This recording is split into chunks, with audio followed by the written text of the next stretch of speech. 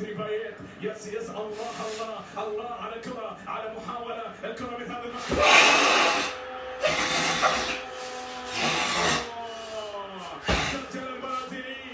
سجل البرازيلي هدفا رائعا لمصلحة مارسيليا، لكن يا له من هدف، يا له من روعة، يا له.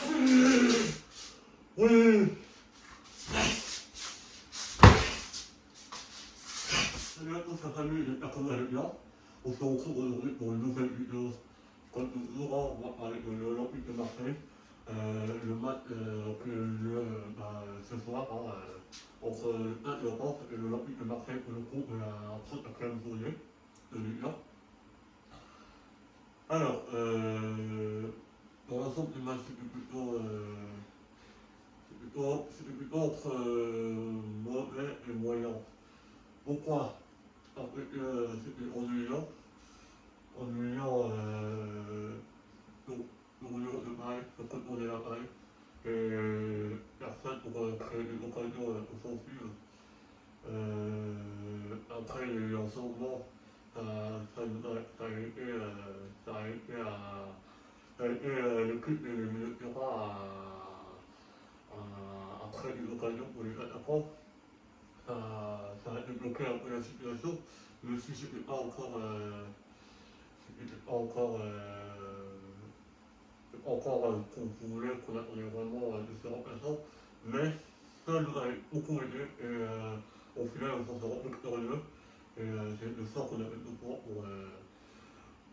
pour la suite, la fin de saison quoi. Alors, je vais parler d'abord des statistiques.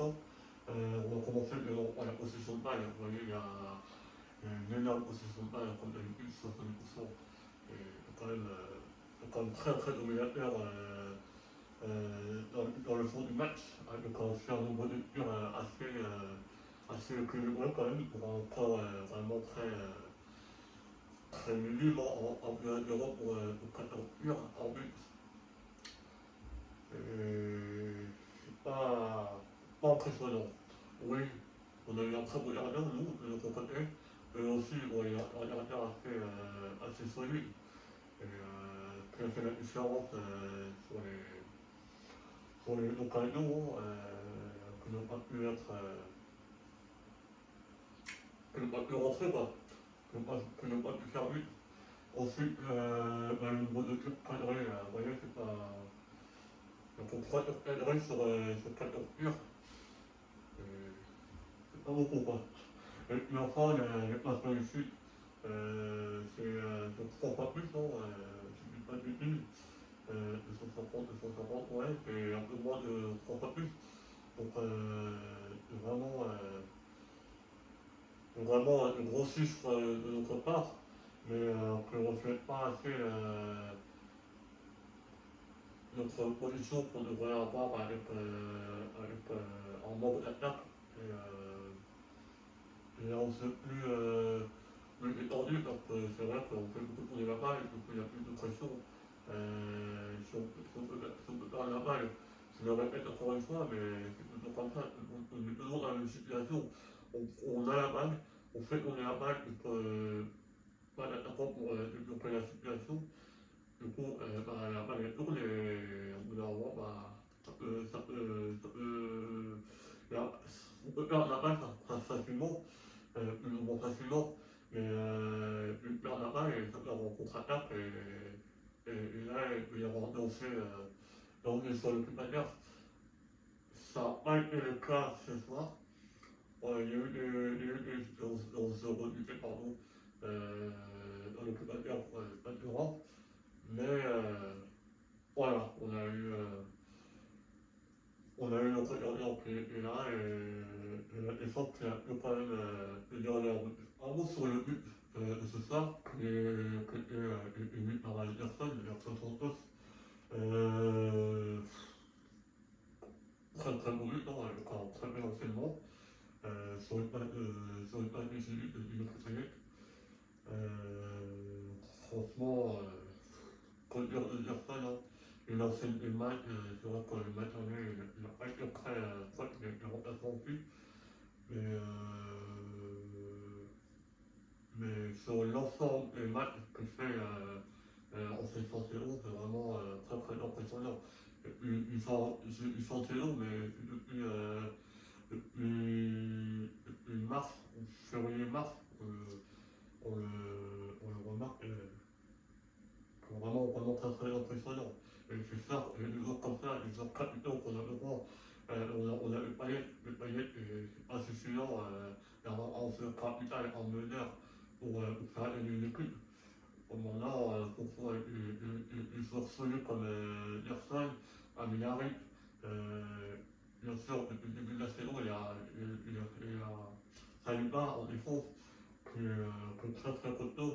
Juan Perez aussi, d'ailleurs, c'est le placard, je ne sais pas trop comment on prononce, c'est le placard, la remplaçant ce soir. J'aurais préféré le voir titulaire. Bon, ça a quand même tenu la route pour rien, le temps que j'ai fait le tour de Bruxelles. On se retrouve jeudi. Jeudi en match aller demi-finale de la conférence League contre Feyenoord. Alors c'est un gros match après la prestation ce soir. Il va falloir s'attendre à un très très gros match parce que les Leroy commencent à arriver à créer l'équipe, comment gérer tout au long du match. Et, comment les joueurs vont être prêts physiquement, c'est très important. Alors, du coup, il n'y a pas eu de carton jaune sur les joueurs qui ont été sous la menace une suspension pour le match contre Lyon. Ça, c'est une chose très très importante. Contre Matteo Gendouzi et Matteo Gendouzi, Camara et un autre, je ne sais plus. Heureusement qu'ils seront là, on espère qu'ils seront là tout le temps. J'ai eu contre Feyenoord, contre Lyon après, dimanche prochain. Donc, c'est le match j'ai eu à l'extérieur, à Rotterdam. Il va falloir montrer qu'on est capable de pousser la Lyon parce que je sens que le retour va être plus difficile que le match aller.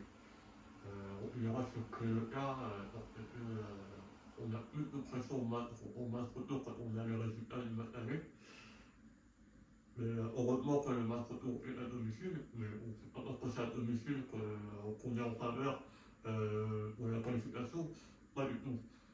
En match, ça se joue en 90 minutes, en 180 minutes en totalité, donc 90 minutes aller, 90 minutes retour. Il peut se passer des choses qu'on ne s'y attend même pas, que ce soit à l'aller ou au retour, donc on prend les deux matchs au sérieux. Pour le classement, je crois qu'il y a pas de gros changements à part la défaite de Strasbourg. Je crois qu'ils sont venus à la 6e place. Et après le victoire de Rennes et Nice aussi, je crois. Et Lens 7ème, Strasbourg 6ème, Nice 5ème, Monaco 4ème, Rennes 3ème, Marseille 2ème. Si Rennes premier, Rennes qui a fini son match nul hier contre Lens. Donc ils sont sacrés, ils sont sortis de Ligue 1 cette année. Donc voilà, nous on fera notre seul issue de finir deuxième pour une part assurer la qualification en Ligue des Champions et d'autre part pour assurer la deuxième place, donc ça montre que voilà, on est le deuxième meilleur club cette saison et comme on l'a montré au match contre Paris la semaine dernière, qu'on peut être qu'on est solide, quoi, qu'on est une équipe très confortable. Et puis sur le classement, voilà, il n'y a pas de. On est toujours à 6 points, 6 points d'écart avec le Stade Rennais. Et il faut continuer comme ça. Et le match contre Lyon va pas être facile. Hein. Donc il faut s'attendre à tout et n'importe quoi. pouvoir se consolider les places et après le prochain match va être un peu plus de coton, je veux dire, parce qu'on joue pas, je sais plus si on appelle Lorient ou Rennes, donc Rennes, ils sont hyper à nous, si on gagne contre Rennes, on prend 9 points d'écart et pour moi, je pense que ça y est, on finit deuxième cette saison et c'est coupé. À moins qu'il y ait un miracle par la suite sur les deux derniers matchs, ou le dernier match contre Strasbourg. Mais pour moi, si on gagne contre Lyon et on gagne contre Rennes, c'est coupé. Concrètement, c'est coupé. Enfin, techniquement, c'est coupé. Après, il peut y avoir des miracles. Donc voilà les amis, c'est pour cette vidéo et puis on se dit à jeudi pour le match contre les Nord en demi-finale aller en conférence. Et puis j'espère que ce match sera un peu plus impressionnant que ce soir. Et il y aura beaucoup plus d'émotions évidemment après une demi-finale de Coupe d'Europe. Oui, c'est pas la Ligue des Champions, c'est pas l'Europa League, mais attention, parce que moi, je ne sais pas si certains vont prendre la même façon, on va avoir le même avis, mais pour moi, le dernier carré en conférence League est plus important que le dernier carré en Europa League. Quand on regarde les équipes, c'est pas le même niveau. Quand on voit Feyenoord, je ne sais pas trop comment ils sont dans leur championnat et même comment ils ont géré les matchs précédents dans cette compétition. Mais voilà, comme je dis, on peut s'attendre à tout. Et il y a les aussi, il y a la Roma. En Europa League, je ne sais plus à qui, mais voilà. En Europa League, dans les carrés, il y a West Ham, Francfort, Leipzig et Celtic Rangers. Alors dans les carrés, on a fait le Nord, l'Inter et la Roma et le Rennes. Donc moi je pense que la super c'est plus difficile que la top 3 pendant cette saison. Mais bon après évidemment on va pas nous dire que ça y est on a remporté ils sont là. On aurait aimé la super, oui, elle est meilleure que la top 3. En vérité non. Et vu que cette saison elle est un peu différente, parce que déjà c'est la première C4.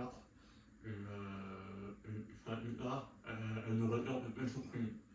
Donc pour moi c'est tout que j'avais à dire sur ce point-là. Et puis on se retrouve jeudi. Et vous prenez soin de vous la famille. Allez la famille. Olympique de Marseille. Olympique de Marseille. Olympique de Marseille. Oh, oh, oh.